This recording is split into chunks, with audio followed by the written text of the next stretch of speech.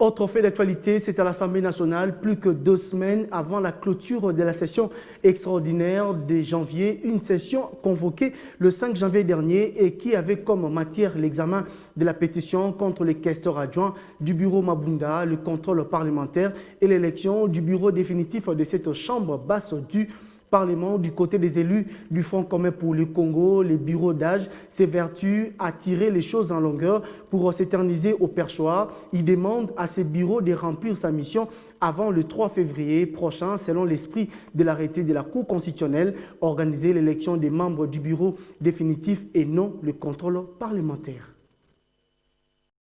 2 semaines, juste 2 semaines avant la clôture de la session extraordinaire à l'Assemblée nationale. 2 semaines de tous les enjeux où le Front commun pour le Congo, ou du moins ce qui en reste, et l'Union sacrée pour la nation vont se disputer les postes du bureau de la Chambre basse du Parlement. Et le Front commun pour le Congo y croit et s'appuie sur les articles 26 et 54 du règlement intérieur de cette Chambre du Parlement.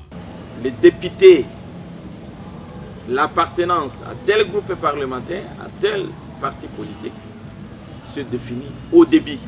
La haute cour ne coupe pas le cordon ombilical entre les députés élus avec son parti.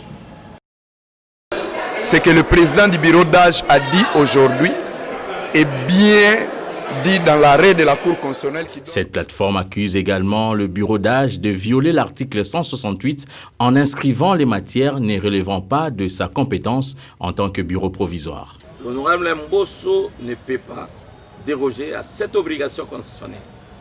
En d'autres termes, par la limitation des matières à traiter pendant cette session extraordinaire, la Cour a déjà vidé le premier grief des pétitionnaires demanda à l'honorable Mbosso d'élaguer les deux matières, voulait dire, étrangères à la session extraordinaire, à savoir des projets de loi de ratification ainsi que le contrôle parlementaire. Cette mission n'appartient pas au bureau provisoire. La Cour, la Constitution et les règlements intérieurs bloquent le vieux Mbosso de continuer à examiner ou à insister de faire un forcing. Les députés nationaux du FCC se disent être réconfortés par le dernier arrêt de la Haute Cour qui compare le bureau d'âge au bureau provisoire en début de législature.